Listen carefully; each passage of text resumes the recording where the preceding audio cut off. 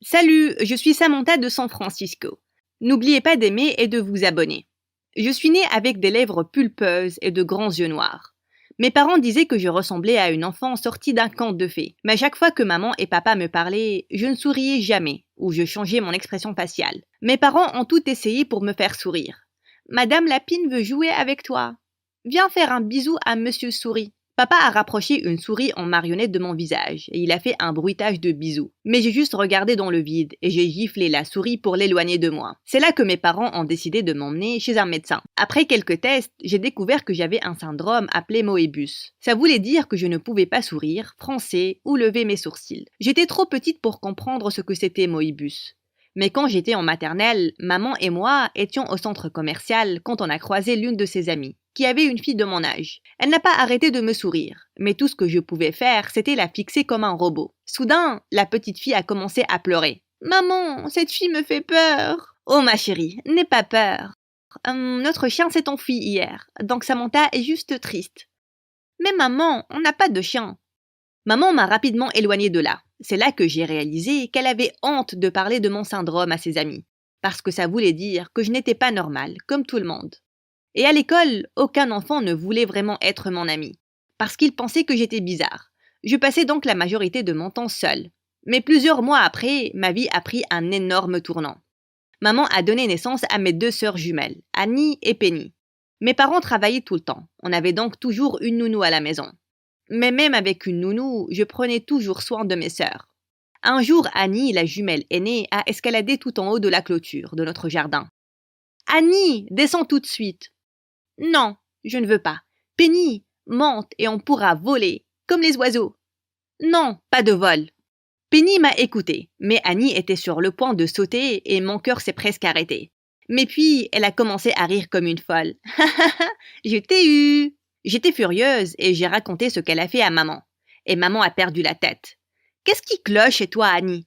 Pourquoi tu ne peux pas être une bonne fille, comme tes sœurs ?» Les yeux d'Annie se sont remplis de larmes de colère. Et depuis ce jour-là, elle a fait de la vie de tout le monde un véritable cauchemar. Elle m'a détestée pour l'avoir balancée. Annie est devenue jalouse de Penny. Penny était ce qu'on appelait douée. Elle pouvait avoir des A sans même essayer. Une fois quand les filles étaient en CM1, maman et papa ont organisé une énorme fête pour Penny, pour avoir gagné le concours d'épellation de l'école. Notre petit Einstein. On est très fiers de toi, Penny. Annie est sortie de la pièce à ce moment-là. Et la même nuit, elle a coupé tous les cheveux de Penny pendant que tout le monde dormait. Penny a fondu en larmes et j'ai essayé de la consoler. « Ne t'inquiète pas, ça va pousser. Annie est vraiment une grosse tyrannique. Je ne la laisserai plus s'en prendre à toi, Penny. Je suis là. » Après ça, Penny a dormi dans ma chambre chaque nuit parce qu'elle avait peur d'Annie. J'aimais mes deux sœurs, mais Annie était tellement méchante. Puis un jour, en 4e, un nouveau garçon a intégré ma classe. Il s'appelait Daniel et il avait ses grosses lunettes noires. Il était vraiment petit et très timide. Alors qu'il marchait vers la classe, ce garçon l'a heurté et ses lunettes se sont envolées. Daniel a commencé à flipper. Je ne peux rien voir. J'ai vu les lunettes de Daniel par terre et je les ai rapidement attrapées. Tiens, mais elles ont l'air d'être cassées. Ça va aller, c'est mieux que rien. Daniel a remis ses lunettes cassées. Il avait l'air débile, mais aussi un peu mignon. Lui et moi avons fini par traîner tout le reste de la journée. Il était très gentil et une bonne oreille. Avec le temps, Daniel et moi sommes devenus très proches et j'ai même commencé à avoir des sentiments pour lui. Mais il m'a toujours traité comme une amie et je ne voulais pas gâcher ce qu'on avait. La vie au lycée se passait bien, jusqu'à ce que Penny et Annie l'intègrent, et les choses sont devenues un peu folles. À chaque fois qu'Annie me voyait avec Daniel, elle en profitait pour se moquer de moi. Une fois, Daniel et moi étions dans le couloir, quand on est passé devant Annie qui mettait du rouge à lèvres. « Hé Daniel, tu ne t'ennuies jamais en traînant avec cette émoticône triste-là » ? « Bien sûr que non, ce n'est pas gentil de dire ça, Annie. »« Et hors de ma vue, avant que tu ne le regrettes. » « Ok, mais d'abord, je dois faire ça. » Avant que je ne m'en rende compte, Annie m'a plaqué contre mon casier et elle a dessiné un sourire sur mon visage avec son rouge à lèvres. « Tu es nettement mieux maintenant. » J'ai poussé Annie par terre, elle est tombée sur les fesses. Elle m'a traînée et Daniel est intervenu. « Arrête ça, Annie !» Daniel m'a relevée et m'a emmenée aux toilettes des filles.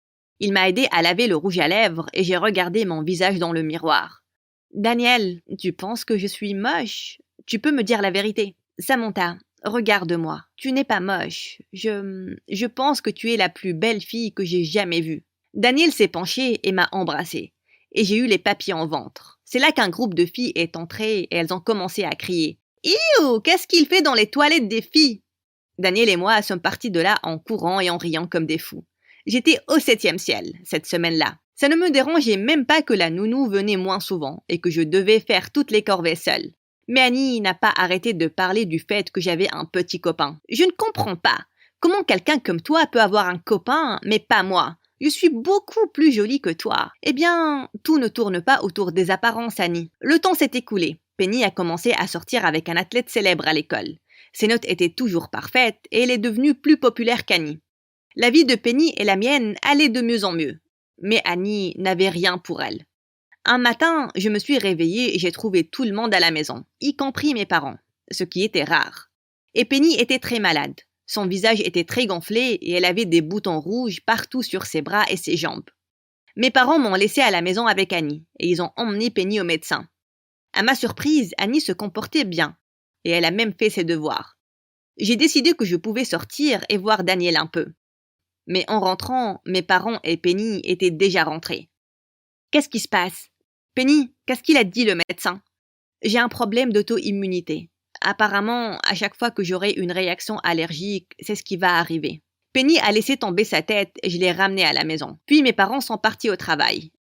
Mais au moment où on est entré, Penny a regardé son téléphone et elle a commencé à pleurer. « Oh mon Dieu, regarde ce qu'Annie a posté !» À mon horreur, Annie a posté une photo de Penny sur son Instagram avec ses boutons rouges et son visage gonflé. En bas, il y avait une légende qui disait « Même les jolies filles ont des secrets moches ». C'est là qu'Annie est descendue tout apprêtée. « Annie, tu es un monstre, comment as-tu pu faire quelque chose comme ça ?» Je n'ai pas pu m'en empêcher, c'était trop rigolo, Penny devait être postée sur Instagram. Avant que je ne puisse répondre, le copain de Penny est descendu aussi. « Tiens bébé, tu as oublié ta veste. »« Bébé, qu'est-ce que tu fais ici ?» Annie m'a invité quand toi et ta sœur étiez dehors. Écoute, je ne peux plus sortir avec toi après avoir vu ta peau. Lui et Annie sont sortis avant qu'aucune de nous deux n'ayons pu dire un mot. Comment Annie a pu faire quelque chose de si malsain? Je suis restée avec Penny toute la journée et j'ai raconté tout ce qui s'est passé à mes parents. Ils ont puni Annie durant 2 semaines. Et puis, la chose la plus étrange est arrivée. Penny est devenue encore plus populaire et les élèves ont commencé à ignorer Annie. Tout le monde pensait qu'Annie était sans cœur pour avoir volé le copain de Penny. On l'a complètement ignoré. Penny a eu un nouveau copain et Daniel devenait de plus en plus beau. À la fin de la terminale, il a même eu des lentilles. La veille de la remise des diplômes, mes parents m'ont tiré sur le côté. « Samy, on y pensait. Tu pourrais postuler pour une fac en ligne. On a encore besoin de toi pour garder un œil sur tes sœurs, ma chérie. Vous vous moquez de moi. J'ai été la nounou de la famille toute ma vie. Il est temps que vous preniez les choses en main et que vous appreniez aux jumelles à être responsables. Je mérite de me concentrer sur ma vie maintenant. » Après ça, je suis partie. J'ai passé des jours à postuler à mes facultés de rêve. Mais une nuit, alors que j'étudiais, Penny est entrée en courant dans ma chambre. « Samy, viens vite, c'est Annie. Elle est partie. »« Qu'est-ce que tu veux dire, elle est partie ?» Je me suis ruée à la chambre d'Annie pour trouver mes parents tenant un mot d'Annie. Annie a écrit qu'elle partait de la maison pour aller vivre ailleurs. Elle n'a même pas écrit où. Papa a appelé la police et ils ont tracé le téléphone d'Annie. Il s'est avéré qu'elle était chez notre tante, qui était très proche d'Annie. On était tous soulagés, mais quand on y est allé pour la chercher, elle a refusé de rentrer. J'ai dit à Tata que je ne voulais plus rester avec vous, et elle est heureuse de me laisser rester. Je ne vais pas rentrer avec vous, vous ne pouvez pas me forcer. Maman et papa ont passé des heures à la supplier pour rentrer, mais ils n'ont pas pu la convaincre. Donc, on est parti sans elle. Mais mes parents étaient certains qu'elles allaient se calmer et rentrer dans quelques semaines. Elle est restée 1 mois chez notre tante, puis 1 mois s'est transformé en 3, puis 6. Et Annie ne voulait parler à aucun de nous. Et puis, je suis partie à la fac avec Daniel. J'ai gardé contact avec Penny, qui m'a dit qu'après un certain temps, Annie a même déménagé de chez notre tante et elle est allée vivre avec un ami. 4 ans plus tard, Daniel et moi avons eu nos diplômes avec mention et on a lancé une petite entreprise de logiciels qui a immédiatement connu le succès. Et peu de temps après, Daniel a demandé ma main. Et bien sûr, j'ai dit oui. La vie se déroulait très bien. Et puis un jour, j'ai reçu l'appel le plus inattendu. « Samantha, c'est Annie. On peut se voir aujourd'hui? J'ai besoin de ton aide. »« Non. »« Bonjour, salut, comment vas-tu? S'il te plaît, je suis en crise. Je vais t'envoyer l'adresse. Rejoins-moi là-bas. Annie a raccroché avant que je ne puisse répondre. J'étais énervée contre elle, mais je ne pouvais pas ignorer ma petite sœur. Je suis allée à l'adresse et je l'ai trouvée assise sur un banc, devant un petit bâtiment. Annie a coupé ses beaux cheveux et elle était maigre. « Annie, qu'est-ce qui se passe ?» J'ai lancé un business de maquillage et maintenant je suis endettée. Je me demandais si tu pouvais me prêter de l'argent. Je vais tout perdre sinon. Tu as ignoré toute ta famille durant des années et maintenant tu m'appelles de nulle part parce que tu veux de l'argent. Ce n'est pas comme ça que je voulais te contacter, ok? Je voulais faire quelque chose de spécial, pour moi d'abord, et vous rendre fière de moi. Je n'ai jamais été aussi parfaite que toi ou Penny, et ça m'a rendue jalouse et stupide. Et je suis désolée pour tout. J'ai essayé d'être meilleure. Je pense vraiment que mon business peut marcher. Mais maintenant, je suis dans le pétrin et je n'ai pu penser qu'à toi. Tu as toujours pris soin de moi. J'étais surprise de combien Annie était sincère et différente. Et c'était bien de l'avoir essayé quelque chose. Je lui ai fait un chèque et j'étais sur le point de partir. Quand soudain, je me suis tournée et je lui ai donné une invitation de mariage. Je vais me marier dans quelques mois. Je voudrais que tu viennes et je suis sûre que tout le monde sera heureux de te voir aussi. Quelques mois avant le mariage, Daniel m'a emmené à un dîner spécial. Samantha, j'ai économisé de l'argent et j'ai fait des recherches durant des années. Moebius, ton syndrome, ne peut pas être soigné, mais il peut être légèrement atténué avec une opération. Et je viens de trouver un incroyable chirurgien. Je veux juste que tu saches que tu es parfaite comme tu es. Mais si tu veux te faire opérer, j'ai l'argent pour ça.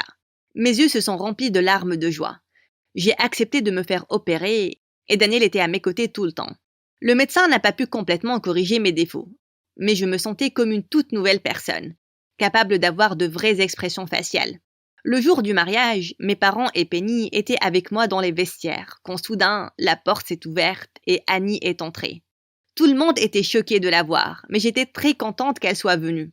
Les gars, je sais qu'on a tous des problèmes, mais aujourd'hui pourrait être le jour où on commence à tout régler, non ? Mes parents ont enlacé Annie et on a tous pleuré. Et même Penny nous a rejoints. Puis, mes parents se sont tournés vers moi. Samantha, on est très heureux pour toi et on est très reconnaissant. On sait qu'on t'a toujours légué beaucoup de responsabilités et ce n'était pas juste. On veut que tu saches qu'on t'aime vraiment, ma chérie.